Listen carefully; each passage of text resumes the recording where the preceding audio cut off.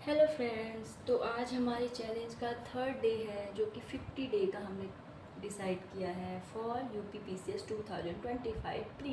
ठीक है, तो हमने अभी तक जाना कि इंडिया कहाँ सिचुएटेड है, कितने डिग्री पे सिचुएटेड है, और कभी आपने अब लेकिन ऐसा सोचा है कि हम डिसाइड कैसे करते हैं। ठीक है, तो मैं आज आपको ये कॉन्सेप्ट बताऊँगी। ये है हमारा ग्लोब, आई मीन अर्थ। ये 0 डिग्री है जो कि इसको 2 पार्ट में डिवाइड कर रही है, जिसको हम क्या बोलेंगे, नॉर्थ हेमिस्फीयर और साउथ हेमिस्फीयर। ठीक है, इस 0 डिग्री को क्या बोलेंगे, लैटिट्यूड लाइन, लैटिट्यूड लाइंस, अक्षांश रेखा, अक्षांश रेखा है ना। और ये जो नॉर्थ पोल से साउथ पोल जो लाइन जाएगी उसको हम बोलेंगे लॉन्गिट्यूड देशांतर रेखा।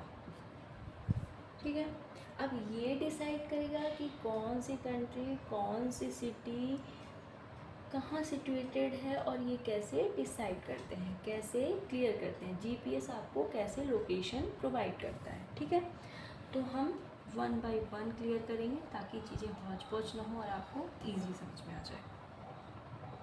तो सबसे पहले मैं आपको बताऊंगी अक्षांश रेखा के बारे में, मतलब लैटिट्यूड। जो लेटी हुई लाइन्स हैं ये लैटिट्यूड्स हैं, और जो खड़ी लाइनें होती हैं और लॉन्ग होती हैं उनको लॉन्गिट्यूड, जो कि देशांतर रेखा। ठीक है, अक्षांश रेखा के बारे में, लैटिट्यूड्स। सबसे पहले तो ये नॉर्थ हेमिस्फीयर में और साउथ हेमिस्फीयर में 90 डिग्री पे है ना।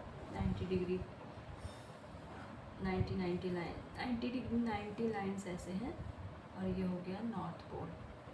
ऐसे ही ना इधर भी है 90, ये हो गया हमारा साउथ पोल। ठीक है, तो 90 नॉर्थ, 90 डिग्री जो 90 टोटल हो गई नॉर्थ में, प्लस 90 हो गई टोटल साउथ में, इजिकल टू कितना हुआ 180। ठीक है, प्लस ये जो कि ग्रेट सर्कल, जिसको ग्रेट सर्कल बोलते हैं, इसको इक्वल दूसरा सर्कल है ही नहीं, +1 ये भी हो गया, तो टोटल इजकल टू 181। तो अगर आपको क्वेश्चंस में ऐसा आता है कि टोटल लैटिट्यूड लाइन्स, तो कितनी हो जाएगी 181 है ना। अब आप कभी कभी अगर ये क्वेश्चन आता है ना कि टोटल लैटिट्यूड लाइन्स, आप कभी कभी ऑप्शन में 179 देखेंगे, तो अब आप सोचेंगे ये कैसे हुआ। तो मैं आपको बता दूँ, कभी कभी को एग्जामिनर पे डिपेंड करता है या हमारे जोग्राफर्स पे, वो ना जो ये पॉइंट्स हैं इनको ना लाइन में कंसीडर नहीं करते हैं, मतलब वो जब इसको सर्कल नहीं मानते हैं तो ये 2 माइनस कर देंगे, तो 181 -2 इजकल टू 179। अब आपको कंफ्यूज नहीं होना है, आपको बस क्वेश्चंस ध्यान से पढ़ना है कि अगर उसमें पूछा है कि टोटल लैटिट्यूड लाइंस, अब आपको ऑप्शन देखना है। अगर ऑप्शन में 181 दिख रहा है तो आप इसको करेक्ट करेंगे, अगर 179 देखेंगे इसको करेक्ट करेंगे। लेकिन बाई चांस कभी ऐसा हो गया कि दोनों ऑप्शन में है, तो आप कोई भी एक करेक्ट कर लीजिएगा, तो एग्ज़ामिनर करेक्ट ही करेगा, क्योंकि ये दोनों का भी मोस्टली ऐसा ही होगा कि A 1 बाई 1 ही आएगा, है ना।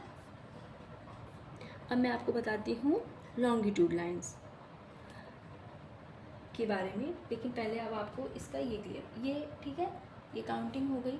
अब मैं बता देती हूँ, ये लाइंस आप देख रहे हैं पूरी पैरेलल है ना, तो सबसे ये एक इसकी फीचर है। बस आपको पता होना चाहिए कि जैसे जैसे ये पोल साइड सर्कल्स जाते जाएंगे वो छोटे होते जाएंगे, है ना।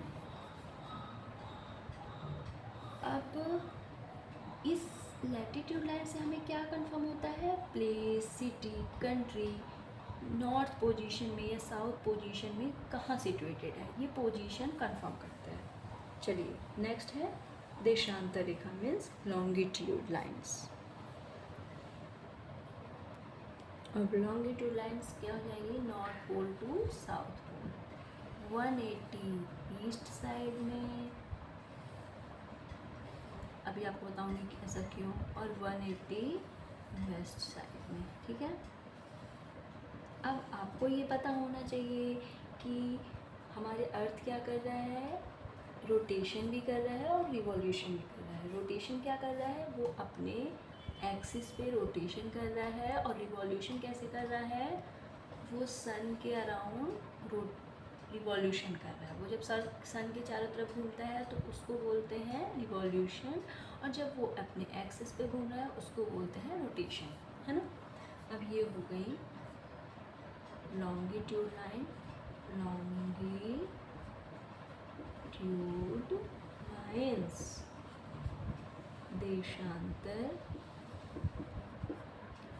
रेखा। अब हमें ये कैसे हेल्प करता है, ये डिसाइड करता है कि जो सिटी है या प्लेस है वो ईस्ट साइड है या वेस्ट साइड है, ठीक है। अब आप सोच रहे होंगे ईस्ट या वेस्ट में होने से क्या फ़र्क पड़ता है, जब ये जी मान लीजिए ये मेन सेंट्रल लाइन है, जब आप ईस्ट साइड जाते हैं ना, ठीक है, तो आपको ये बता दूं कि 180 डिग्री से जब आप पूर्व साइड जाते हैं, मतलब ईस्ट जाते हैं, जब हम ईस्ट साइड जाते हैं तो टाइम हमारा गेन होता है, मतलब 12 आवर का इधर डिफरेंस होता है जो कि गेन में होता है, इधर लूज आउट होता है, लूज आउट होता है, ठीक है, मतलब 12 माइनस होता है। मतलब जब आप इधर बढ़ेंगे तो टाइम बढ़ेगा, जब आप इस साइड बढ़ेंगे वेस्ट साइड आएंगे तो टाइम माइनस होगा। अब इसको डिसाइड कैसे करते हैं,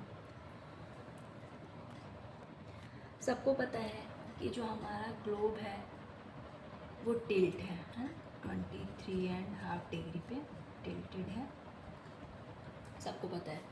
ये अपने एक्सिस पे रोटेट कर रहा है, 24 घंटे में वो 360 डिग्री कंप्लीट करता है। तो 360 डिग्री जो है वो 24 घंटे में कंप्लीट करता है, सॉरी।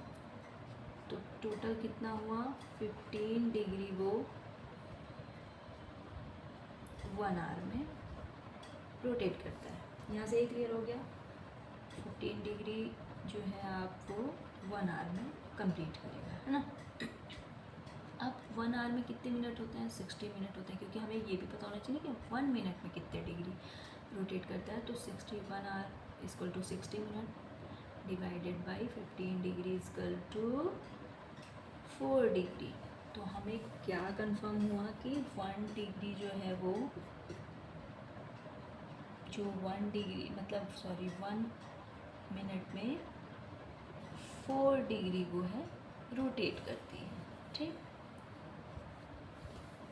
तो अब इससे क्या होगा, टाइम पता चलेगा। अगर आप वेस्ट के साइड में जाएंगे तो आप खुद से ही ये वॉच सेट कर पाएंगे कि हमें टाइम लूज आउट करना है और इधर टाइम गेन करना है, ठीक है।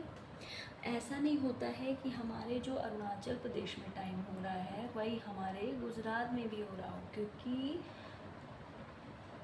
सनराइज इन द ईस्ट, तो इसकी जो सनलाइट है वो जैसे जैसे पड़ते जाएगी उसका टाइम माइनस होता जाएगा, है ना।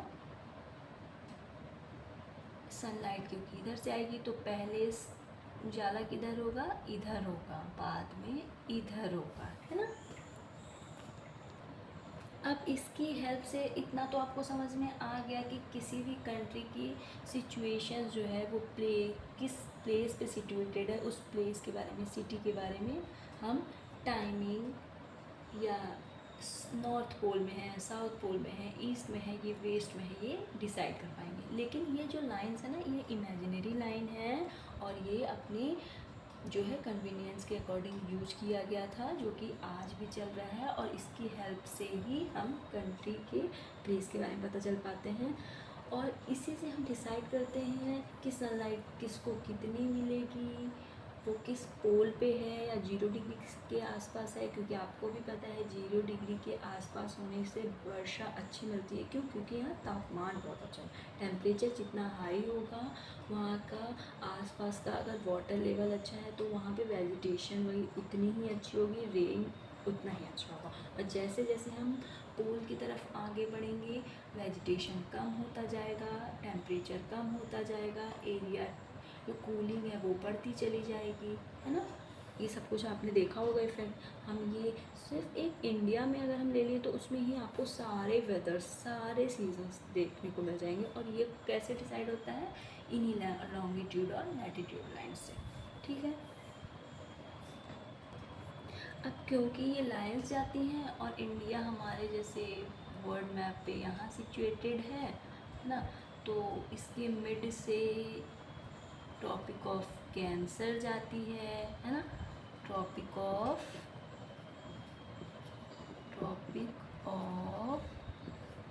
कैंसर मतलब कर्क रेखा, कर्क रेखा।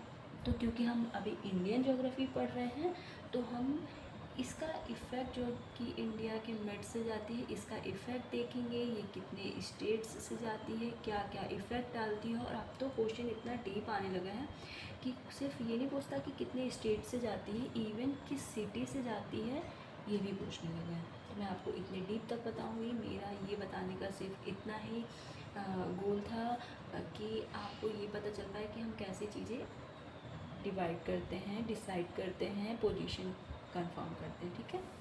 तो नेक्स्ट क्लास में हम ट्रॉपिक ऑफ कैंसर का इफ़ेक्ट या इंडिया पे कैसे ये वर्क करती है, कैसे डिसाइड किया गया, इंडिया का जो टाइम जोन है वो कितने पार्ट में डिवाइड है, हम ये सब कुछ पता करेंगे। तो वेट करिए नेक्स्ट क्लास के लिए। Thank you so much.